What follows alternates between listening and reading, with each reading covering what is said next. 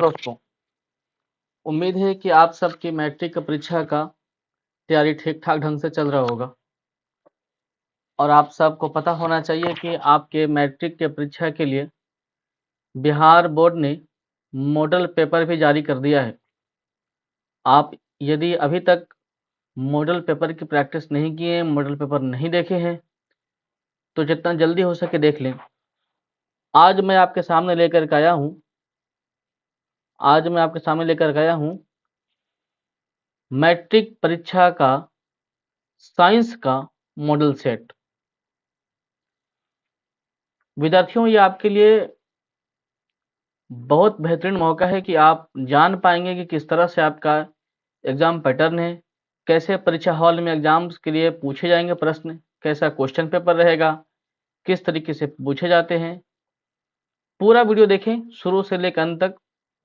एक फायदा ये भी होता है कि आपको एक क्विक रिवीजन हो जाएगा, इसी में आपका क्विक रिवीजन हो जाएगा, क्योंकि आपको पता है कि साइंस जो है वो आपका 3 विषय को मिला के बना है, फिजिक्स, केमिस्ट्री और बायोलॉजी।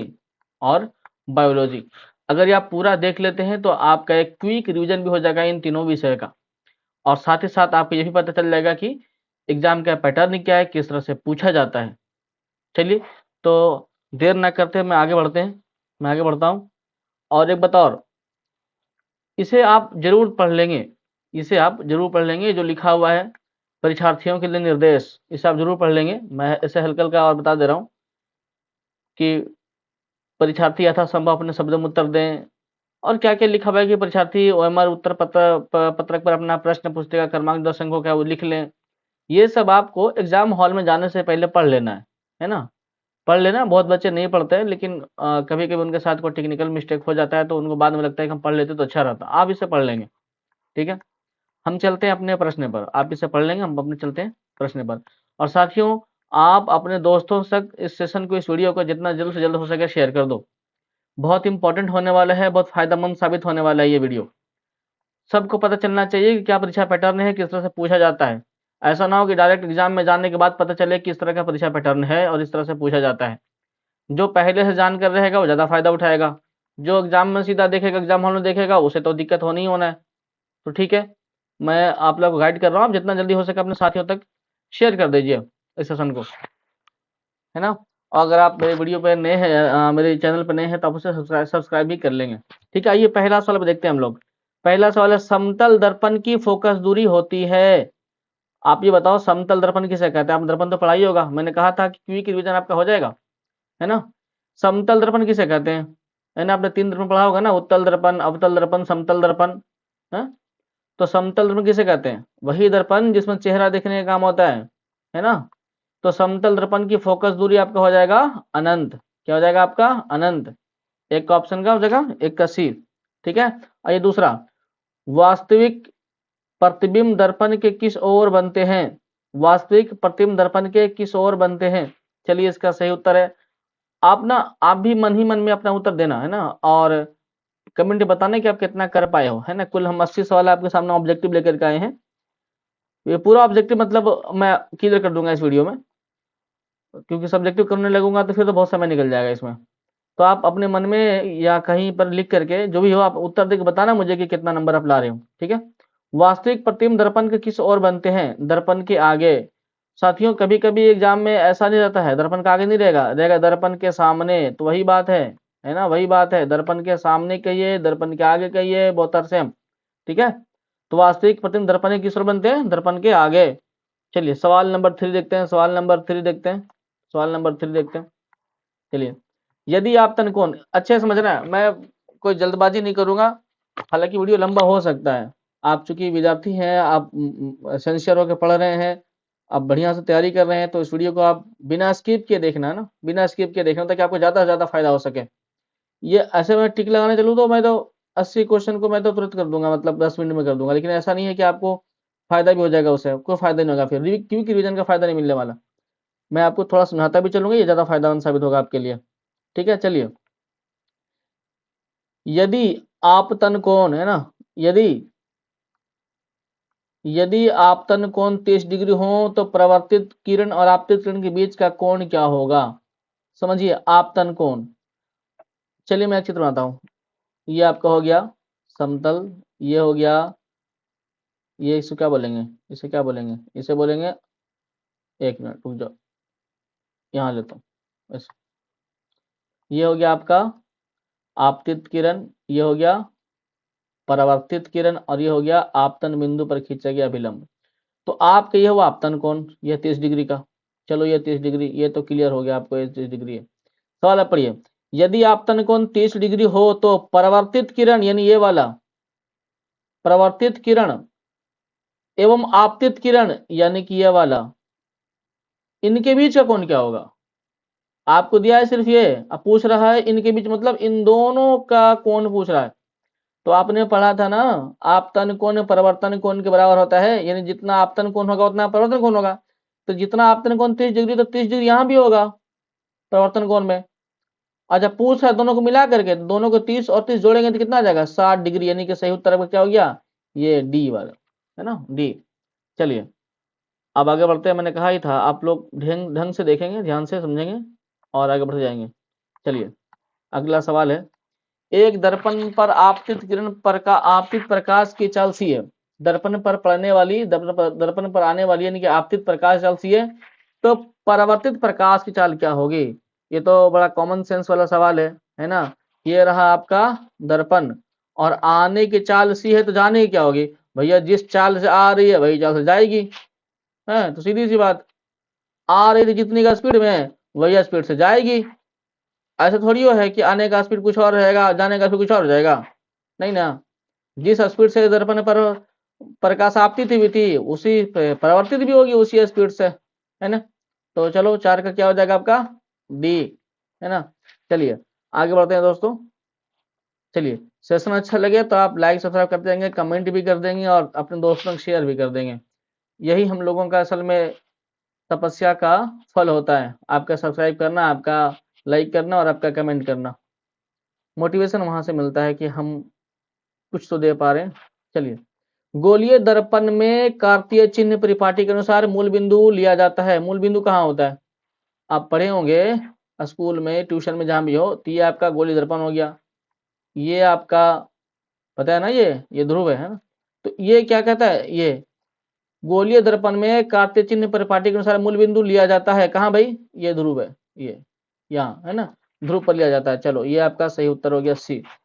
चलिए अगला सवाल है, जब प्रकाश सघन से विरल माध्यम में जाता है तो उसकी गति क्या हो जाता है? चलिए अब यहाँ पर समझते हैं सघन क्या है, विरल क्या है। मैंने कहा था ये क्विक रिवीजन है, आपको सब फिजिक्स केमिस्ट्री बायोलॉजी तीनों का रिवीजन हो रहा है यहाँ पर। बताइए सघन का मतलब क्या होता है और विरल का माध्यम क्या होता है? प्रकाश सघन माध्यम से जब विरल माध्यम में प्रवेश करता है तो उसकी गति पर क्या असर पड़ता है? सघन माध्यम से विरल माध्यम में जाता है तो उसकी गति पर क्या असर पड़ता है, बताइए। सघन माध्यम से विरल माध्यम में प्रवेश करता है तो उसकी गति पर क्या असर पड़ता है, बताइए।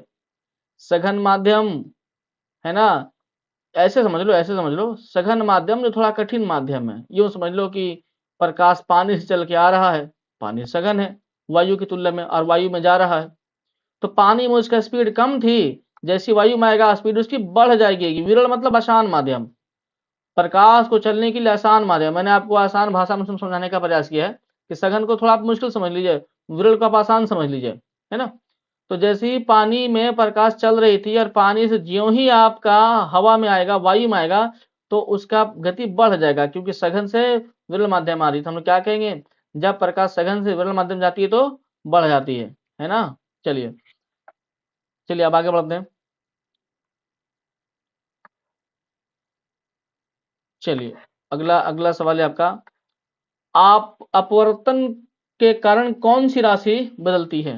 अपवर्तन के कारण कौन सी राशि बदलती है? चलिए 7 का सही उत्तर है आपका, 7 का सही उत्तर है ऑप्शन नंबर बी।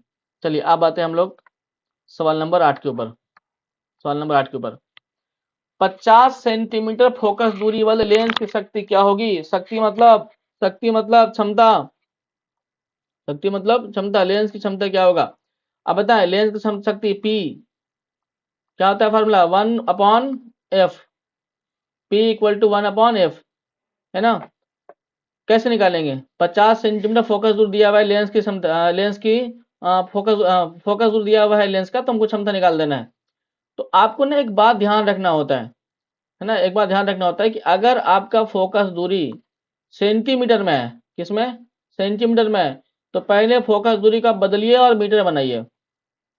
अगर पहले ही से मीटर में है तो सीधा सीधा आपको क्या करना है, इसमें रख देना है, मतलब उस फार्मूले में एडजस्ट करवा देना है। लेकिन चूंकि यहाँ पर आपका जो है ना फोकस दूरी सेंटीमीटर में है, आप अभी फोकस डलवा दोगे, डाल दोगे इसमें तो गड़बड़ हो जाएगा, सब नहीं बन पाएगा, तो सही उत्तर नहीं आ पाएगा। तो क्या करेंगे हम लोग? सबसे पहला काम हम लोग को होना चाहिए कि आप एफ जो हो आपका 50 सेंटीमीटर, इसको आप मीटर में बनाइए, मीटर में बनाइए। मीटर में बनाने के लिए क्या करते हैं बताइए?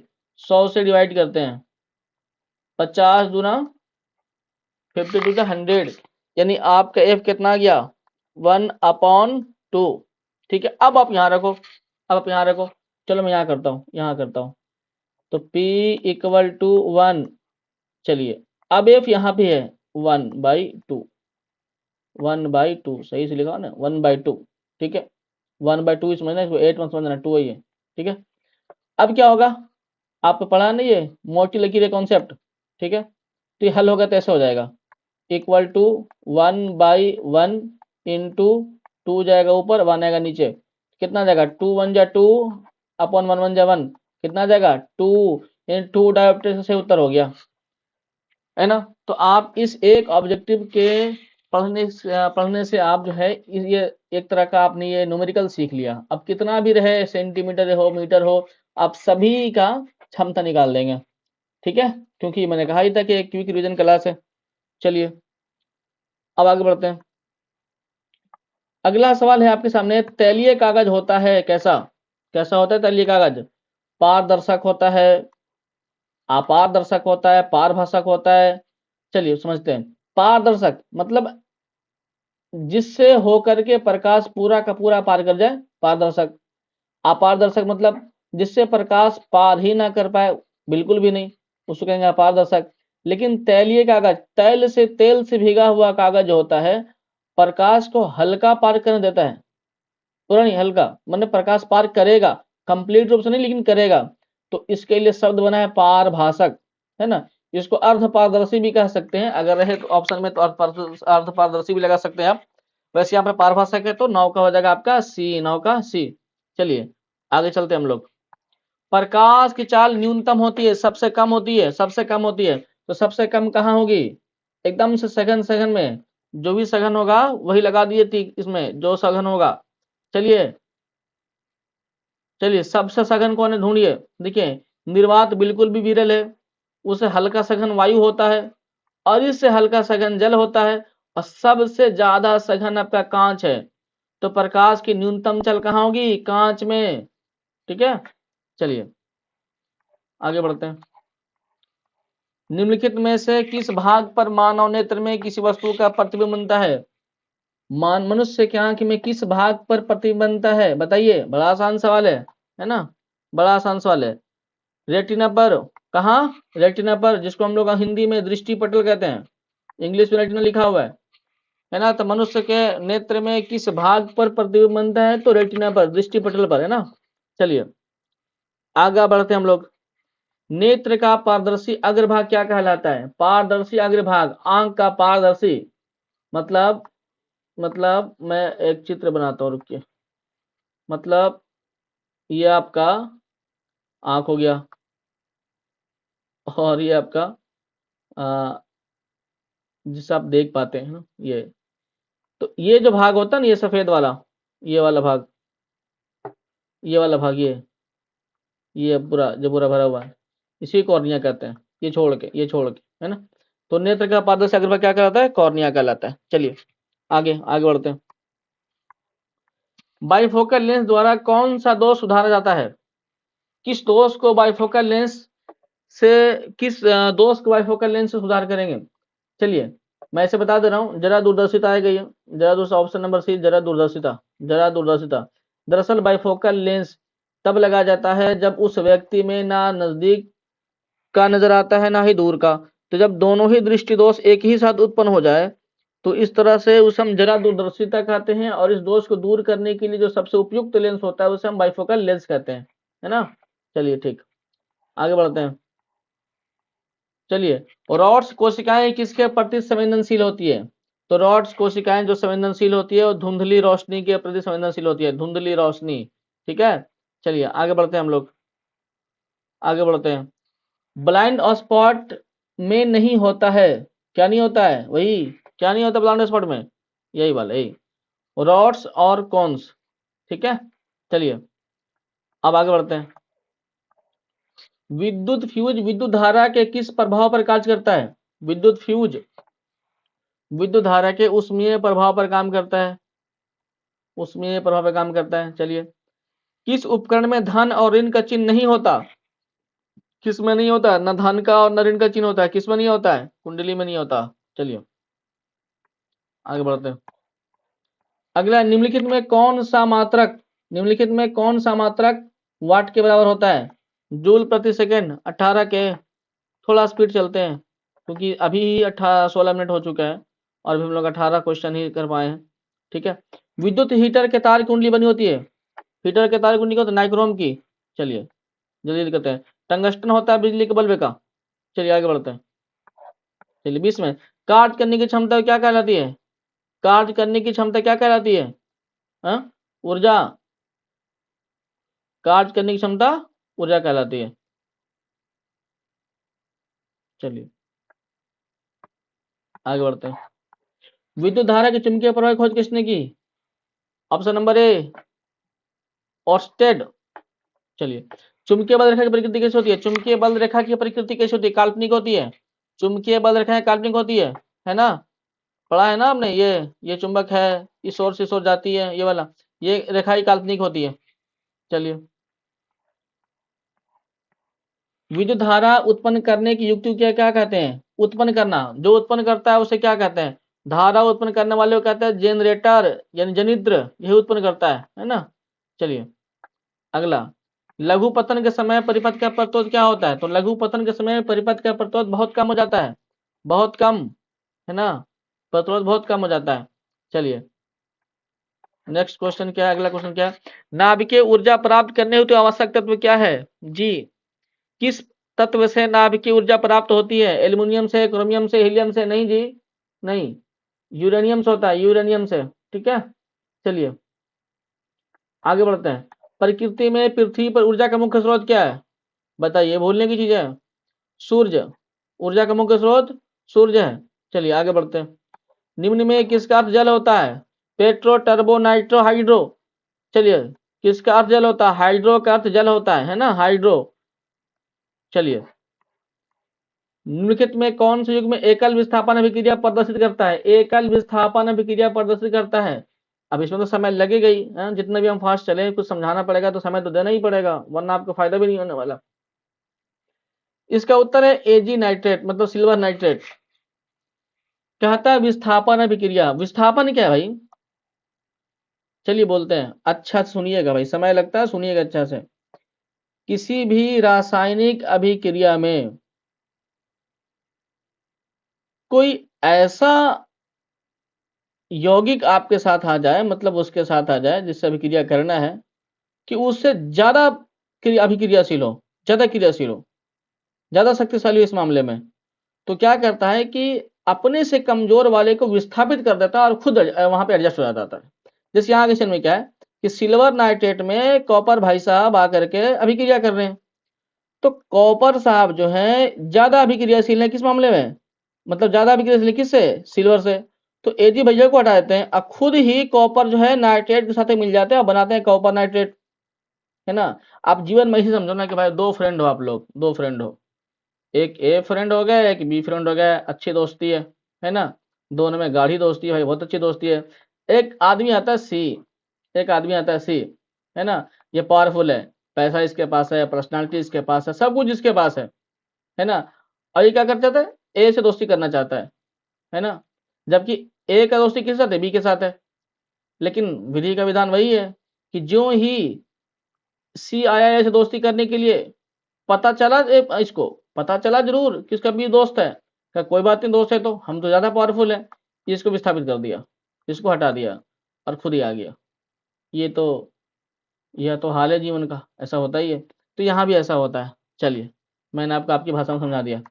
साग सब्जियों को विघटित होकर कंपोस्ट बनाना किस अभिक्रिया का उदाहरण है? साग सब्जियों को विघटित होकर कंपोस्ट बनाना किस अभिक्रिया का उदाहरण है? बताइए। उष्माशोषी। चलिए आगे। निम्न में कौन सा ऑक्सीकरण की क्रिया नहीं है? निम्न में से कौन सा ऑक्सीकरण की क्रिया नहीं है? तो इसका उत्तर आपका अवक्षेपण। ग्लूकोज का रासायनिक सूत्र कौन है? ये भूलिएगा आप लोग, C6H12O6। कैसे भूल सकते हैं? चलिए आगे। निम्नलिखित में कौन समीकरण संतुलित नहीं है? आप देख लेना, मैं जल्दी से बता रहा हूँ। ये वाला संतुलित नहीं है, ये वाला। ठीक है, बाकी सब में देखना। 4 हाइड्रोजन 4 हाइड्रोजन, 2 ऑक्सीजन 2 ऑक्सीजन मिल गया, यहाँ भी मिल जाएगा, यही मतलब नहीं है। आगे बढ़ते हैं। कोई विलयन लिटमस को नीला कर देता है, लाल लिटमस को नीला कर देता है, तो उसका संभवतः पीएच मान क्या होगा? 11। ठीक है, चलिए। यशद पुष्प क्या है? यशद पुष्प क्या है? यशद पुष्प क्या है? बताइए जल्दी सा। इसका सही उत्तर है ये। चलिए मैं फटाफट बढ़ाता हूँ आगे। निम्नलिखित में कौन सा गैस चूने चूने के पानी को दूधिया कर देता है? Carbon dioxide. Carbon dioxide. मधुमक्खी के डंक में क्या होता है जी? एथेनोइक अम्ल। क्या होता है? एथेनोइक अम्ल। प्लास्टर ऑफ पेरिस सूत्र क्या है? प्लास्टर ऑफ पेरिस का सूत्र क्या है? बताइए। तो ये है आपका ऑप्शन नंबर बी। चलिए आगे बढ़ते हैं। ये आता है बहुत, प्लास्टर ऑफ पेरिस का सूत्र है, उसका याद करना। अम्ल और क्षार आपस में विक्रिया करेंगे तो क्या बनाएंगे? लवण बनाएंगे। और क्या बनाएंगे? लवण बनाएंगे। अम्ल और क्षार आपस में विक्रिया करके लवण बनाते हैं। ठीक है, चलिए। निम्नलिखित में किस तत्व के संयोजी इलेक्ट्रॉन की संख्या सबसे अधिक है? सबसे अधिक है किसका? बताइए। किसका सबसे अधिक? किसका है? चलिए, सबसे अधिक है फास्फोरस का। क्यूपराइट निम्नलिखित में किस धातु का अयस्क है? किस धातु का अयस्क है? कॉपर का, है ना। मिलता जुलता नाम भी है, देख सकते हैं। ऑक्सीजन की संयोजकता कितनी होती है? 2। गंधक का परमाणु संख्या 16। ये सब तो बच्चों वाला सवाल है। चलिए। अभिक्रियाशील समूह सीओ को कहते हैं क्या? क्या कहते हैं? बताइए। क्या कहते हैं? बताइए, तीनों को बता दीजिए, सबको बता दीजिए, एग्जाम में आदम आएगा ही आएगा। Aldehyde CHO, alcohol OH, carbonyl समूह, और ये जो है ना आपका इथर हो जाएगा, इथर समूह इसका हो जाएगा। ठीक है, चलते आगे चलते हैं। वेल्डिंग में किस गैस का उपयोग किया जाता है? एथाइन का।